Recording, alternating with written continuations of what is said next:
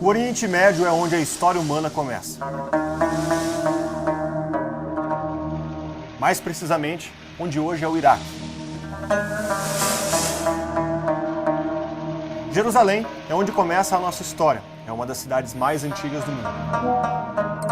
Está no oeste do continente asiático, entre o Mar Mediterrâneo e o Mar Morto, na extremidade de um planalto. Quem visita a cidade histórica de Jerusalém vê uma enorme cúpula dourada, conhecida como o Domo da Rocha. Ela foi construída no século VII da era cristã pelo califa Abd al-Malik. Essa construção está no Monte do Templo, que passou a ser esplanada das mesquitas após a tomada do controle da cidade pelos muçulmanos. No mesmo sítio, foi erguida a mesquita de Al-Aqsa, que é considerada a terceira localidade mais sagrada para os muçulmanos, depois de Meca e Medina. A cidade de Jerusalém é o centro de um dos grandes imbróglios do mundo atual, o conflito entre Israel e Palestina.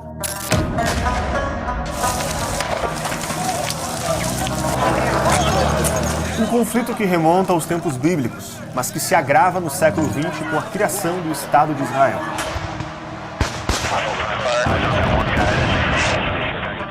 Me acompanhe nessa investigação. Vamos juntos entender por que o local sagrado para as três maiores religiões do planeta se tornou um barril de pólvora e como a confusão alimentada por radicais dos dois lados tem deixado a solução deste conflito cada vez mais distante. Você sabe por que árabes e judeus vivem em guerra?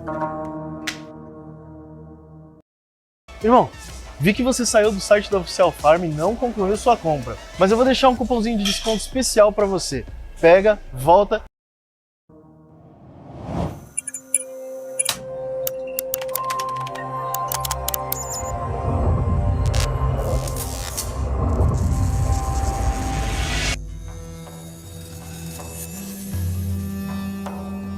Para analisar essa questão, convidamos aqui o escritor Flávio Morgenstern. Flávio, em linhas gerais, qual que é o cerne da questão entre Israel e Palestina? O principal a ser entendido é que judeus e palestinos não entendem e não interpretam o mesmo espaço geográfico da mesma forma. Os judeus entendem que o Muro das Lamentações, que foi o que restou do Segundo Templo de Jerusalém, depois de ele ter sido destruído mais uma vez agora pelos romanos, é um espaço sagrado que já foi o principal ponto da religião para realizar seus sacrifícios, por exemplo. Em compensação, os palestinos, muçulmanos em sua vasta maioria, eles entendem que o Domo da Rocha, que foi onde foi construída a mesquita de Al-Aqsa, que pegou uma parte, inclusive, deste muro, ele é a terceira mesquita mais importante para o islamismo. Este é o principal ponto de imbróglio, de conflito entre palestinos e judeus. Ou seja, eles interpretam este espaço extremamente diminuto de uma maneira completamente diferente, e até a interpretação sobre o que é Jerusalém, quais são os limites dessa cidade, são completamente distintas entre um povo e outro. A história de Jerusalém compreende cerca de 7.000 anos, 5.000 anos antes da era cristã. Os primeiros colonos foram provavelmente os cananeus, um povo citado na Bíblia. Ao longo dos séculos, ela foi dominada por romanos, bizantinos, muçulmanos, cruzados e otomanos. Por volta do ano 1000 a.C., o rei Davi estabeleceu uma cidade de Jerusalém como o Reino de Israel. O valente rei expandiu seu domínio por boa parte da Síria e da Cisjordânia. Quando seu filho Salomão construiu o primeiro templo sagrado, a cidade se tornou o centro do pensamento e da religião judaica. O templo teria sido construído para guardar a Arca da Aliança. Os judeus viviam no Reino de Israel, que foi dominado pelo Império Romano em 37 a.C. Em 70 d.C., os judeus se rebelaram e entraram em guerra contra Roma, mas foram derrotados e muitos deles foram forçados a se espalhar. O então imperador Adriano determinou a eliminação da identidade de Israel, também conhecida como Judá ou Judéia. A terra foi rebatizada e Jerusalém recebeu o nome de Aelia Capitolina. Logo depois, ali mais ou menos no ano 70, já da era cristã, muçulmanos eles percebem que os judeus estão se revoltando demais contra o poder estabelecido nesta região. Eles fazem muitas revoltas e eles chegam, dominam aquilo ali, destroem o templo mais uma vez. E não contente com isso, eles fazem uma coisa que nós geralmente não estudamos, mas muito impactante, que é dizimar toda a dinastia ali davídica. Ou seja, você não tem agora uma clareza nenhuma de falar assim, olha, eu pertenço, por exemplo, à família de Jesus. No século IV, o imperador cristão Constantino mandou construir a igreja do Santo Sepulcro em frente ao Monte do Templo. Neste local, Jesus teria sido crucificado e sepultado. É no 7º século depois de Cristo que os muçulmanos tomam a cidade. Sobre as ruínas do templo, eles constroem o Domo da Rocha. Várias batalhas aconteceram depois disso e a cidade mudou de mãos diversas vezes. Durante todo este tempo, os judeus ali viveram e sofreram. Mas onde entra o povo palestino nessa história? Palestina é o nome de uma região localizada no Oriente Médio. Anteriormente chamada de Judéia, foi o imperador Adriano que a rebatizou como Palestina, na sua tentativa de apagar os vestígios judeus na região. Seu nome deriva do termo Peleshe, traduzido como Filistia ou Palestina, que significa terra dos filisteus. Os filisteus eram um povo do Mediterrâneo que se estabeleceu na área costeira de Israel. Lá fundaram alguns assentamentos, entre eles Gaza e Ecrom. Os povos que viviam nessa região eram de origens diversas, na sua maioria pagãos. No século VII, durante o período de dominação árabe, grande parte dos que ali viviam foram forçados a se converter ao islamismo. Por muito tempo, a região esteve quase desabitada, com muitos peregrinos relatando o abandono da terra. É só no século XX que há uma movimentação dos países islâmicos da região para a criação de um Estado palestino. Mas por que isso ocorre? Foi na segunda metade do século XIX que os primeiros judeus iniciaram o processo de restauração da Terra Prometida, fugindo da perseguição na Europa e na Ásia. Na época, essa região pertencia ao Império Otomano e fazia parte da Grande Síria. Por volta de 1860, havia muitos judeus morando em Jerusalém. Eles eram maioria, cerca de 10 mil habitantes. Só havia a Cidade Velha e o primeiro bairro fora dela é Montefiore. Lá surge o movimento sionista, que é um movimento de autodeterminação do povo judeu. Foi criado para os judeus que queriam viver em sua terra ancestral e retornar à região onde fica o Monte Sião. É nessa época que a ideia de uma nação para os judeus ganha força. No final do século XIX, após a publicação do livro de Theodor Herzl, O Estado Judeu, várias lideranças judaicas fundam na Suíça a Organização Sionista Mundial, que iria trabalhar para construir um lar nacional judaico na terra ancestral. Ele reunia judeus que defendiam que a melhor forma de garantir sua própria segurança era criar um Estado judeu. A escolha ficou entre a Argentina, então segunda maior economia do mundo, e a Palestina, onde está Jerusalém. Os judeus optaram por ficar perto de sua capital espiritual e compraram terras por lá. Muitas dessas terras foram compradas na região costeira, onde hoje é Tel Aviv. Na Primeira Guerra Mundial, o Império Otomano se desfaz. França e Inglaterra assumem o controle sobre a região. No acordo firmado entre os dois países, eles separam Síria e Palestina. A Síria fica com a França e a região da Palestina fica sob domínio britânico, o que aumenta o fluxo de judeus para a região.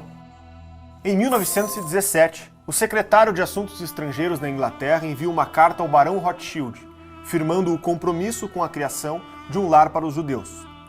É conhecida como a Declaração Balfour. É a primeira declaração pública de uma grande potência que reconhece o direito dos judeus de terem um lar nacional. Em 1919, os árabes reagem, convocam o primeiro Congresso Palestino, posicionando-se contra a imigração e criação de um Estado judeu. Um ano depois do Congresso, os líderes religiosos declaram repúdio à chegada dos judeus na região. Durante a Primeira Guerra, os britânicos fizeram diversos acordos com os povos da região. Por controlarem o local, eles dividem vários territórios entre os árabes. É criado o Emirado da Transjordânia. Boa parte dessas terras passam a proibir a imigração judaica. Em 1922, a Liga das Nações é criada. 7 anos depois, houve o primeiro conflito.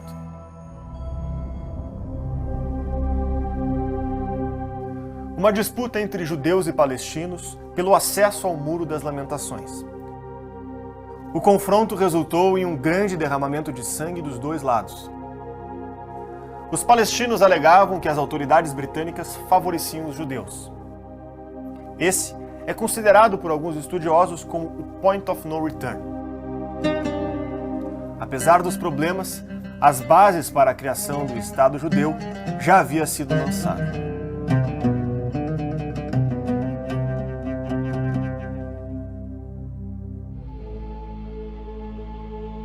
A partir da década de 30, a perseguição aos judeus aumenta, sobretudo na Europa.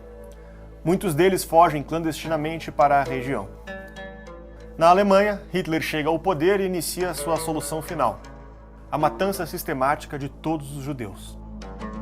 Na região da Palestina, os conflitos também aumentam. Um sheik árabe é morto pela polícia britânica e isso gera uma revolta nacionalista árabe contra o domínio britânico e a imigração judaica. Em 1939, explode a Segunda Guerra Mundial. Várias lideranças árabes buscam aliar-se a Hitler contra seus dois inimigos em comum: os judeus e os britânicos. Com o fim da guerra, os planos de Hitler são expostos e o mundo se choca com as atrocidades contra os judeus. Cerca de 6 milhões de judeus foram exterminados em campos de concentração pelos nazistas. As pressões para a criação de uma pátria para os judeus aumentaram. Em 1947, foi aprovado o Plano de Partilha. Presidida pelo diplomata brasileiro Oswaldo Aranha, a Assembleia Geral da ONU determinou a divisão do território palestino. A proposta estabelecia o seguinte: Israel seria formado por 54% das terras, Palestina seria formado por 45% das terras e o restante corresponderia a Jerusalém, sob controle internacional. The resolution of the DAC Committee for Palestine was adopted by 33 votes, 13 against, 10 abstentions. Os judeus aceitaram os termos, mas os árabes não. Os britânicos se retiraram da Palestina e em 14 de maio de 1948 foi proclamada a fundação do Estado de Israel.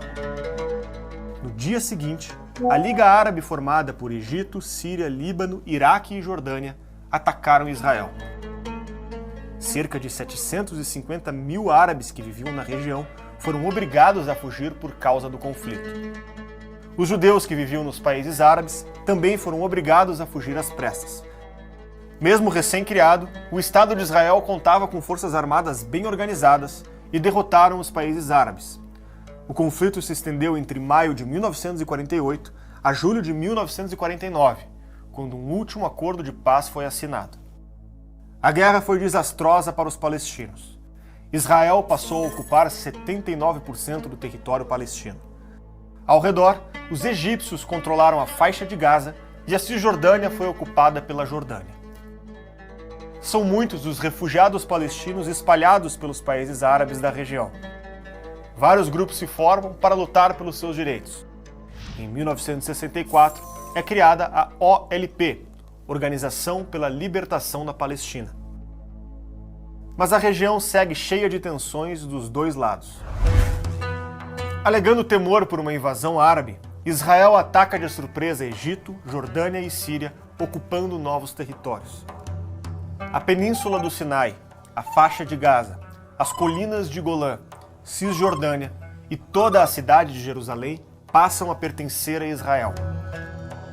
Essa ofensiva ocorreu em 1967 e recebeu o nome de Guerra dos 6 Dias.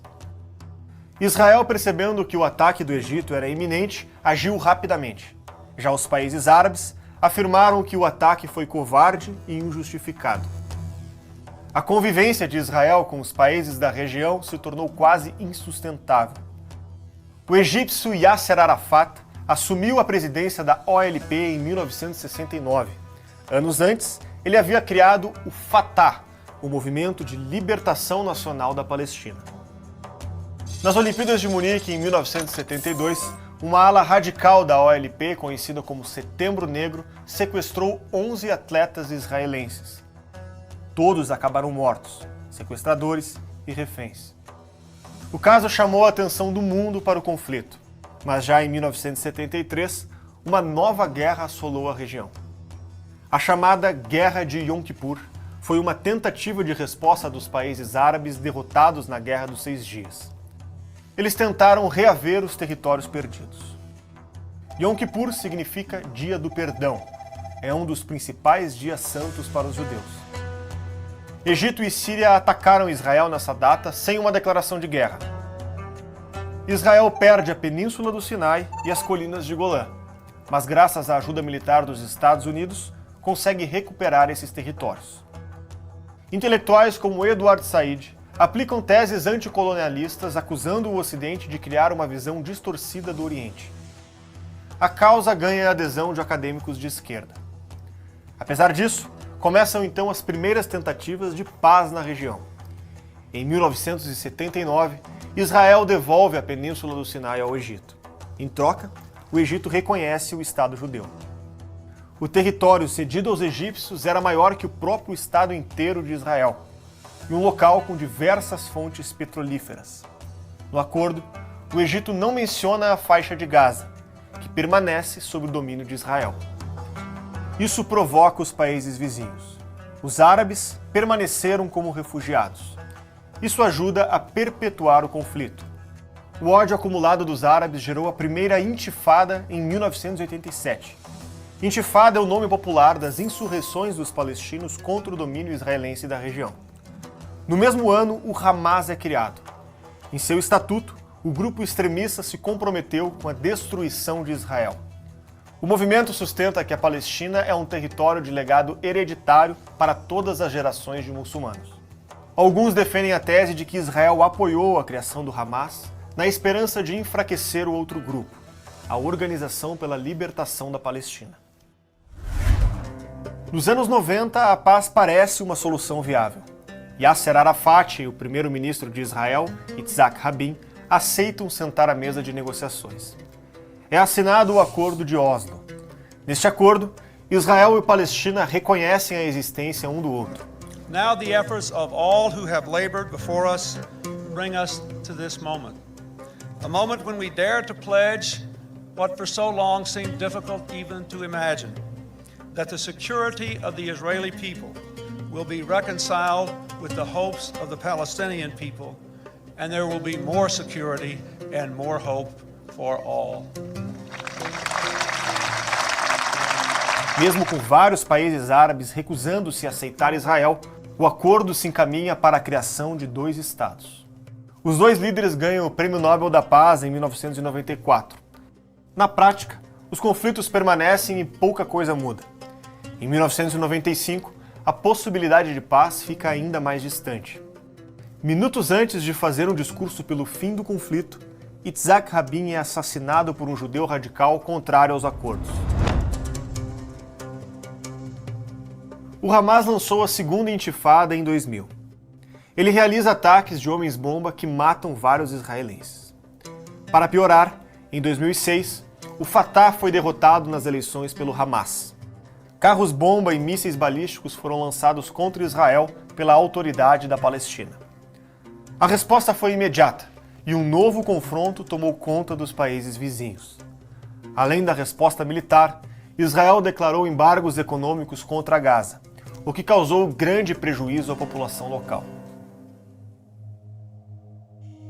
Ainda hoje, a solução de paz parece distante. As tentativas de acordo falham à medida que mais radicais assumem o controle das discussões e do poder estatal em ambos os lados. Embora várias vezes Israel estivesse disposto a ceder, os países árabes não aceitaram.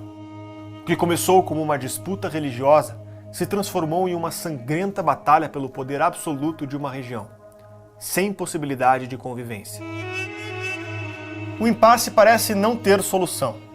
O professor, mestre em filosofia e escritor André Assi Barreto, que lançará em breve um livro sobre o globalismo, pode nos ajudar a entender essa questão geopolítica.